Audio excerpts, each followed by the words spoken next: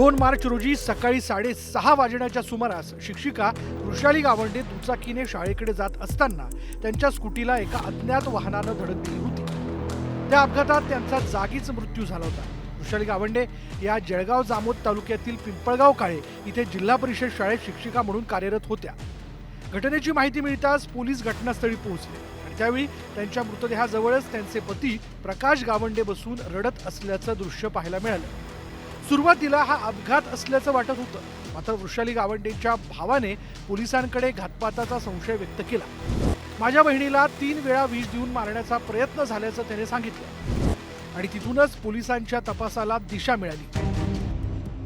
पोलिसांनी CCTV footage आणि call record तपासले. या तपासातून वृषाली गावंडे यांच्या स्कूटीला धडक देणारा टाटा पिकअप चालक मंगेश सूर्यवंशी याला पोलिसांनी ताब्यात घेतलं. पोलीस चौकशीत मंगेश सूर्यवंशी याने धक्कादायक कबुली दिली. वृषाली गावंडे यांचे पती प्रकाश गावंडे आणि त्यांचा मित्र मंगेश चहुळकर यांनी 1 लाख रुपयांची सुपारी देऊन अपघात घडवून आणण्यास सांगितल्याची माहिती त्याने दिली. त्यानंतर पोलिसांनी प्रकाश गावंडे आणि त्यांचा मित्र मंगेश चहुळकरला अटक केली.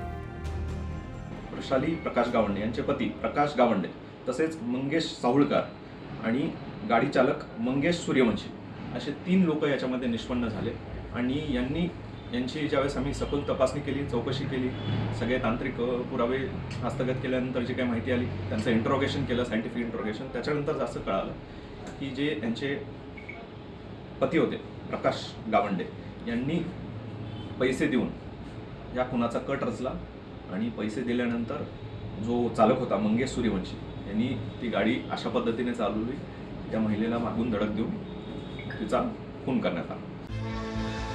पोलिसांनी काही तासातच 3 आरोपींना अटक करून न्यायालयात हजर केलं.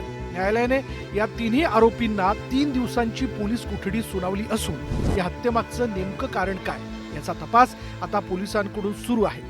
मात्र ज्या घरात प्रेम नांदायला हवं होतं तिथं क्रौर्यानं प्रवेश केला आणि संसाराचा घात झाला. राहुल खंडारे, न्यूज 18 मराठी, बुलढाणा.